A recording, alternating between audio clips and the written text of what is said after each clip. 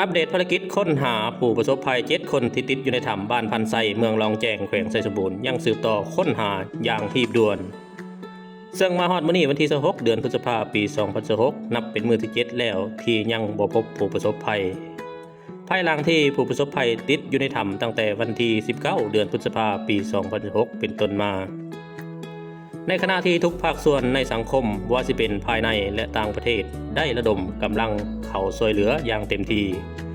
ปัจจุบันพวกเร่งสูบน้ำออกจากถ้ำโถงที่6และขุดดินที่อัดตันโฮเพื่อเข้าไปจุดที่สงสัยว่ามีผู้ประสบภัยติดอยู่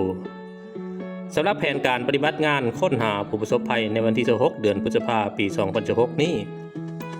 โดยภายใต้การซี่นำของการนำขันแขวงซึ่งนำโดยท่านพลอยคำหุงบุญยวงกรรมการศูนย์กลางพรรคเลขาพรรคแขวงประธานสภาประชาชนแขวงไซสมบูรณ์พร้อมด้วยคณะได้สืบต่อวางแผนเล็งค้นหาโดยได้ควบคุมส่วนนาธรรมกันภาคส่วนที่บ่เกี่ยวข้องออกจากบ่อนปฏิบัติงานพร้อมทั้งแบ่งทีมสืบต่อค้นหาโดยมีผู้เชี่ยวชาญจากประเทศฟินแลนด์และประเทศไทยพร้อมด้วยประชาชนผู้เคยเข้าออกเป็นประจำร่วมค้นหาพร้อมทั้งเกี่ยมทีมตอบโต้เหตุฉุกเฉินเกี่ยมทีมเคลื่อนย้ายภายหลังพบผู้ประสบภัยปรับพื้นที่และเปิดเส้นทางที่เป็นอุปสรรคเกี่ยมทีมแพทย์จากพวงหมอแขวงทีมสื่อสารประสานงานทีมข่าวส่งลำเลียงเสบียงอาหาร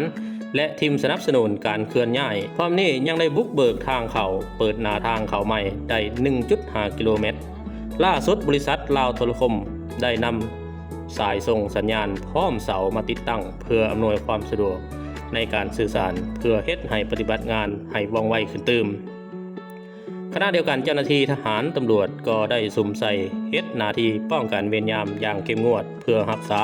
ความเป็นระเบียบเรียบร้อยรักษาความสงบปลอดภัยพร้อมทั้งอำนวยความสะดวกให้ทุกภาคส่วนที่เขาให้การช่วยเหลือในเหตุการณ์ครั้งนี้